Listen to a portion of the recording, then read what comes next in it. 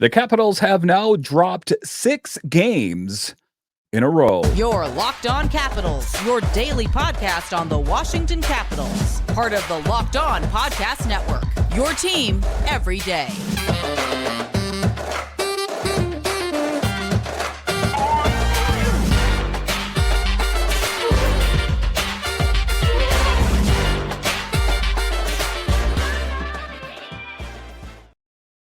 Well, hello and welcome into this edition of Locked On Capitals. I'm so glad you decided to join me today. As always, this podcast is free and available on all the major platforms, including the Sirius XM app and on YouTube. And I want to thank you for making this your first listen each and every day. My name is Dan Holtby. You can find me on Twitter. It's at DanCaps218. You can find the show on Twitter. It's at Locked On Caps. And the best way that you can help grow the show is to subscribe to Locked On Capitals on YouTube and comment anything down below. I would love to talk Capitals hockey with you one-on-one, and we can do that on subtext. Just check the show description for more details. Today's episode is brought to you by Sleeper. Download the Sleeper app and use promo code LOCKEDONNHL to get up to a $100 match on your first deposit. Terms and conditions apply. See Sleeper's terms of use for more details. So in this edition of Locked On Capitals, we talk about how the Capitals have dropped 6 in a row. How did we get here? This was a game the Capitals should have won. They lost to the Ottawa Senators, a team that has already been eliminated from the playoffs, and they drop this one. What happened? I'll talk about that a little bit later. We will talk about how Rasmus Sandin was injured in this game and how much time will he potentially be missing. A little bit later, we will talk about how Lindgren and the defense played pretty well, all things considered, but ultimately it wasn't enough. And then the special ceremony for John Carlson's 1,000th game. But just to get it going here, another loss. I cannot believe that I'm telling you about. The Capitals lost this one to the Ottawa Senators, but in all transparency and being forthright, I did say that the Ottawa Senators are a team that are a bit of a mixed bag. You don't know what team you're going to get. They have Tkachuk on that team. There's a lot of younger talent on there that sometimes they can really mail in a great performance. But it is interesting that this is a team that has already been eliminated from playoff contention, and they found a way to take down the Capitals. And ultimately, how did that happen? I sound like a broken record, and I talk about this in every podcast. I've talked about it here as of late, and if you're an everydayer of the show, you know I talk about that the Capitals try to get over cutesy. They try to overpass the puck when there is an open net. It'll be D to D to D, and then, try to score it. When the puck or the net was open, you should have just shot it, and it most likely would have gone in. If not, there potentially should have been someone up front that was going to be picking up the first or the second or third opportunity, and potentially would have given you a greater odd of finding the back of the net. But for whatever reason, the Capitals are just overthinking things too much. And Hendrix Lapierre talked about that as much. The overthinking part is something that is apparent, but it is not an easy thing for them to overcome, as it seems like they keep making that same mistake again and again and again. And the ones that you're supposed to win that you lose, that is difficult. The Caps dropped 6 in a row. Yes, 6 in a row. This time to a team that's already been eliminated. This was a game that most had picked the Capitals to win. This game was also a special one for John Carlson, celebrating his 1,000th game. Quite an accomplishment, and I'll talk about that a little bit later in the show. But John Carlson, a huge piece for the Capitals, has been a minute monster, and not a guy that just, eats up a lot of minutes. He plays some great hockey in the minutes that he does play out there.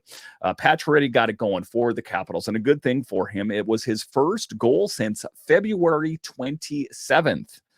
Max Pacioretty was the guy 2 seasons in a row, had issues with his Achilles and came here later in the season, and we were banking on that he was going to be the game changer for the Capitals to jumpstart the offense. Really hasn't lived up to that billing, and he was one of the players that most had thought that was going to be on the move on the trade deadline. New York was one of the front runners for Max Pacioretty, but as it turns out, Brian McClellan decided to hold on to him, or Max Pacioretty didn't want to go. I think it could be a little bit of both, being that he had that no-move clause, or he had certain teams that he would only be willing to be dealt.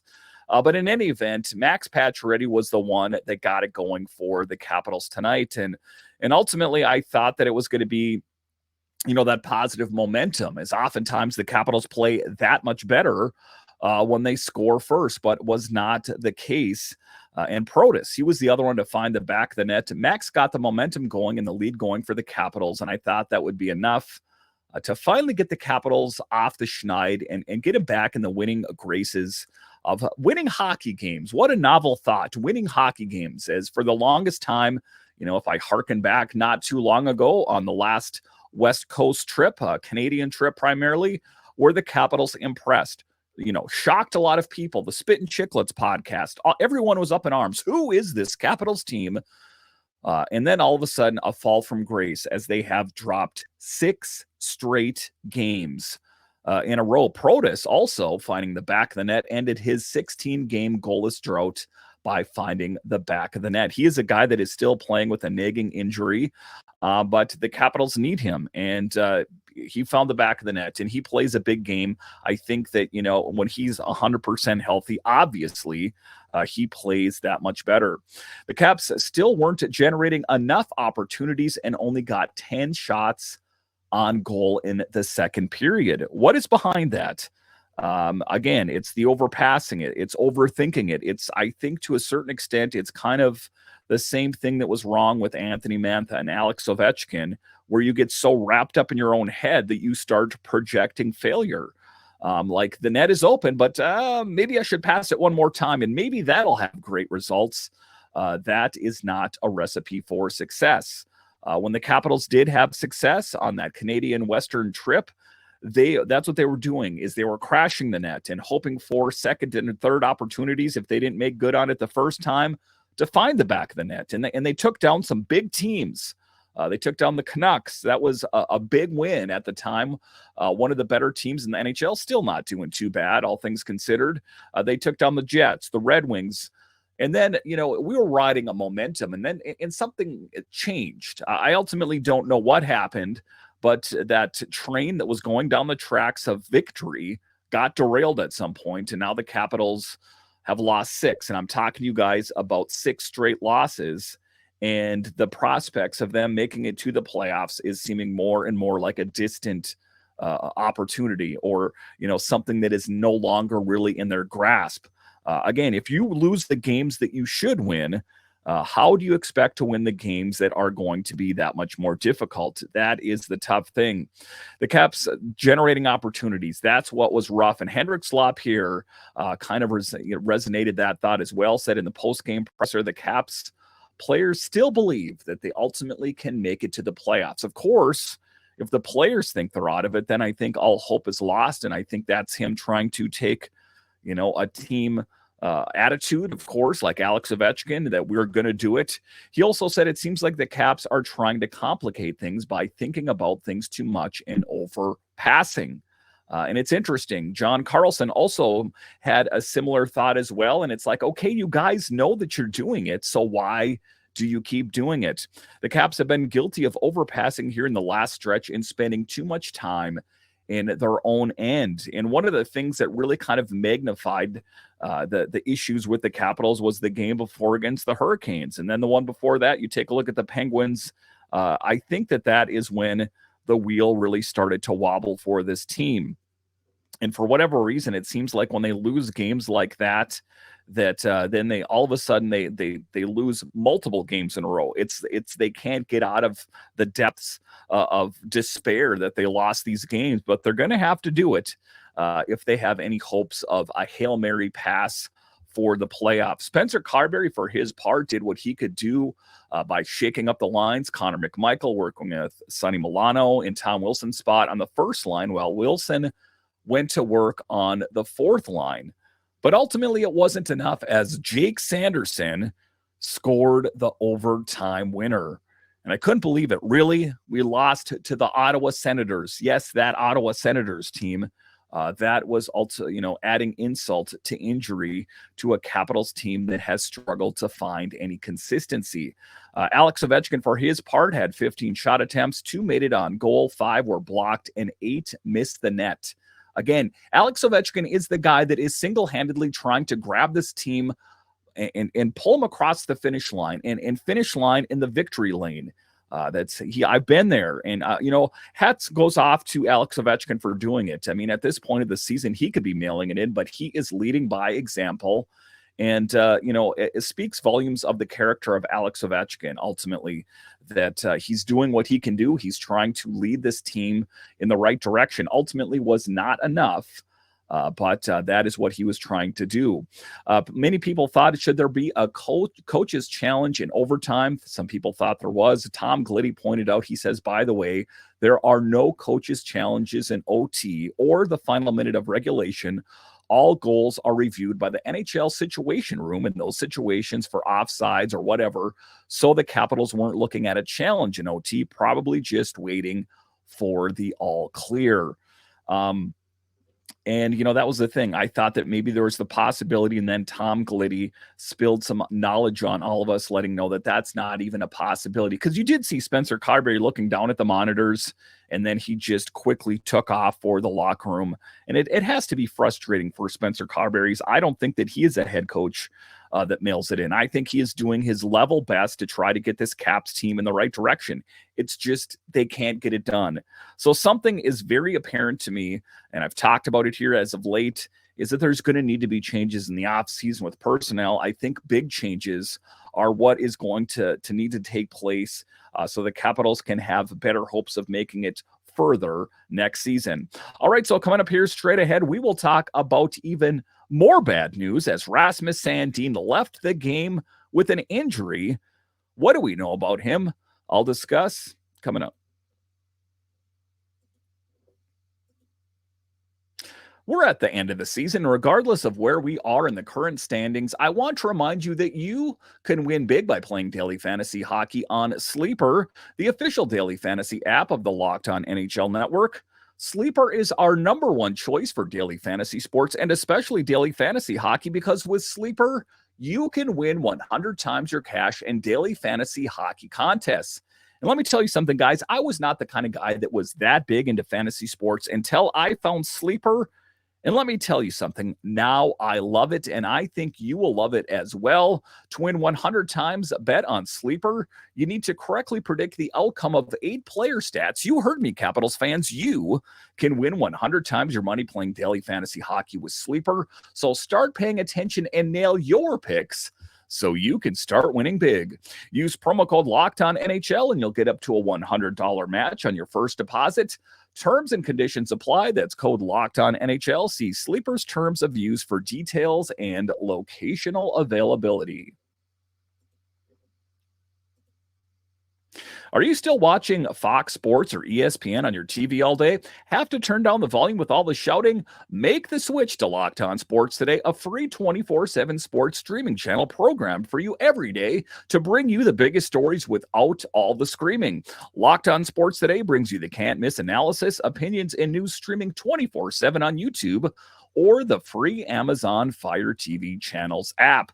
All right, welcome back into this edition of Locked On Capitals, part of the Locked On Podcast Network, your team every day. So not great news, all things considered, talking about the Capitals play as of late, the game tonight. And then even worse news is that Rasmus Sandin left the game right at the end of the first period due to an injury.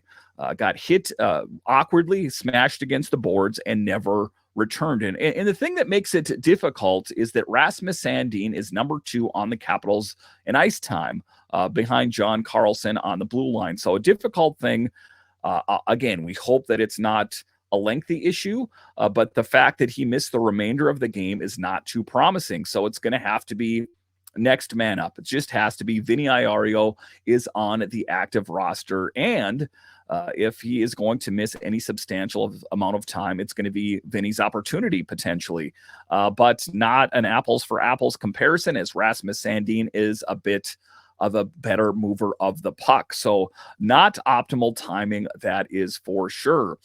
Caps to be minus Rasmus Sandin. Sandin took a hard hit from Parker Kelly at the end of the first period and never returned. Cheap shots out there at the end of the day.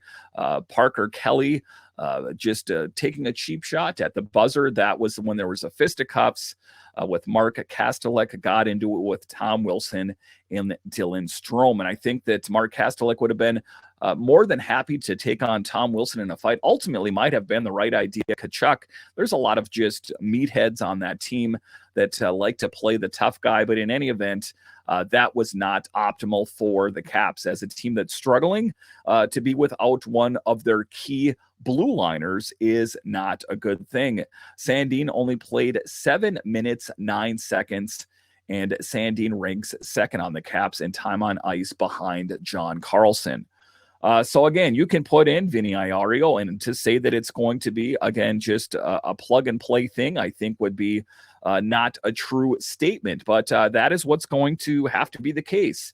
Again, as I record this at 10:13 local, it's not looking too good. And when I say it's not looking too good is he didn't make his return. And the Capitals are struggling. You're never going to play, great when you're missing one of your key blue liners. So a tough position for the Capitals to be in. Taking a look at the schedule, they don't have a lot of time. There is a lot of hockey left to be played here in a short period of time. Tuesday, they take on the Red Wings. Not going to be easy. Sabres Thursday. We know what happened the last time. Lightning on Saturday, the Bruins on Monday, and the finale Tuesday against the flailing Flyers, a team that seemed on the rise but has not been playing well as of late. So obviously the Capitals would be in a better position to play better with Rasmus Sandin. We think they've struggled here as of late. How do you think they're going to play with Rasmus Sandin out of the mix? Not an optimal situation. All things considered, though, talking about what things need to change and on the blue line, I think, like I talked about in the last show, I think there needs to be a return of physicality. One of the things they talked about in the broadcast tonight was Tkachuk in the previous game was a bull in the china shop. He was laying out players left and right. And I think that the Capitals have lost their way a bit in that regard of being that physical brand of hockey that they were known for so many years. They need to, have Tom Wilson fully engaged again. I would like to see more physical presence of Alex Ovechkin. And I don't think that they should solely have to resort to a physical game. But I think when the Capitals play their best hockey, it's when they're physically engaged. So that's the tough thing for the Capitals, picking up another loss. Again, Sandin being minus him was not optimal. And it's going to be interesting to see. That is my knee-jerk reaction, of course, that it's going to be Vinny Iorio. Is there the possibility that they could call someone else up from Hershey? Of course. But we also know that Hershey is doing great things, and they will be making another push for the Calder Cup. So despite what the Capitals do towards the tail end of the season, it does seem like the Hershey Bears are in a good position to make another push for the Calder Cup. All right, so coming up here straight ahead, we will talk about Charlie Lindgren and the defense that, despite they didn't get the win, that the defense and Charlie Lindgren played pretty good, all things considered. And then we'll talk about John Carlson's 1,000th game ceremony. I'll discuss straight ahead.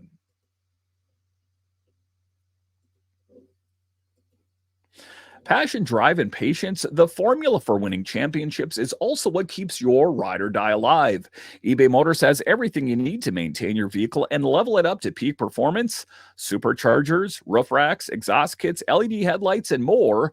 Whether you're into speed, power, or style, eBay Motors has got you covered. With over 122 million parts for your number one ride or die, you'll always find exactly what you're looking for. And with eBay Guaranteed Fit, your part is guaranteed to fit your ride every time or your money back. Because with eBay Motors, you're burning rubber, not cash.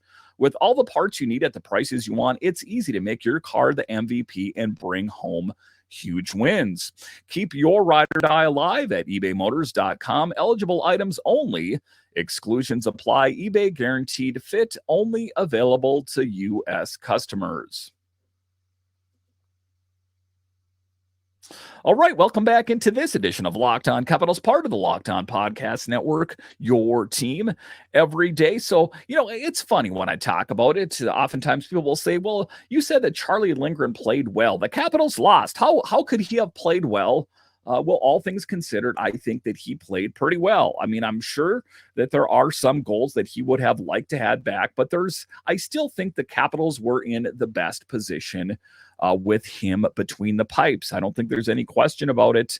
And ultimately, you can't win them all. Charlie Lindgren stopping 18 of 21 shots. The defense blocked 19 shots, blocking 19 shots, but ultimately it was not enough to bring the Capitals into victory lane. So a difficult thing, and it's an interesting part of the season. It's easy to start throwing blame around. Well, if the Capitals would have gone with the opposite of whatever they went with tonight, they surely would have won. It's surprising. I've already heard some things on social media talking about why didn't they go back with Kemper? Like that would have really caused them to win the game. I really don't think that's the case. Another game, the Capitals simply got outworked. I think that is the fairest assessment of the game and ultimately what they need to work on going forward. And I'm getting to the point of the season that, there's, for the longest time, I'm like, well, the Capitals haven't played well, but they'll probably turn it around in this next game. I'm getting to the point of the season right now where I'm starting to draw that into question. Just taking a look at the schedule. Ask Capitals fans, how confident are you seeing that they take on the Red Wings on Tuesday? Are you thinking that's going to be a win or a loss? How about the Sabres considering it? So it's a difficult thing. And, many people on social media have already said that they've been done. They've been done for quite some time. And I think that oftentimes the negative road is the easy one to take. I notice that those same fans are not real quick to take the positive road when the Capitals are playing well. And I've already heard a lot of, I told you, Dan, that they were going to fall. And I'm going to choose not to live my life thinking that everything negative is going to happen. And I'm going to go ahead and feel happy about the fact when the Capitals are playing well, that I'm happy about it. Because if you are a person that is content to wallow around in the mire of being mad at your team all the time, then one, you're not really a fan of the team. And two, you probably need some sort of help. That if you continually want to wallow around in the mire of they're done, I told you they're done, they've always been done. Listen, the Capitals may very well not get the result that they're looking for. And of course, it doesn't make me happy. But I think changes need to be made. Of course. Do I get upset when they lose? Yes. But I'm also the guy that when they play well, I acknowledge that. It's surprising that when the Capitals went on a lengthy winning streak there on that Western Canadian trip, people are like, it's fool's gold. It's not going to happen. And the moment they fail, they want to get that gotcha in there. I gotcha. I told you. It's like they live, a lot of the Capitals fans live their life saying, yeah, okay, they won. Yeah, oh, good, they won. But they lost one. I told you they lost. So it's an interesting fan base, to be sure, that they are always really quick to tell you when the team lost. And, when you said that they were playing well, why did you tell us they were playing well? Because this was going to happen again. Fans, let's focus ourselves. Is this how everyone lives their day-to-day life, thinking that failure is around the corner? It's just not a healthy way to live life. I love the Capitals, of course. I'm not happy that they're not playing well right now, but I still, at the end of the day, love this team. And if you are so quick to turn your back on this team, then are you really fans of this team? Are you just fans of them when they're playing well, or are you still fans of them when they're not playing well? That is the true test of a fan, a fair weather fan, a bandwagon fan. Which category do you find yourself in? Of course, I'm disappointed. They've dropped 6 in a row. That's not going to make anybody happy.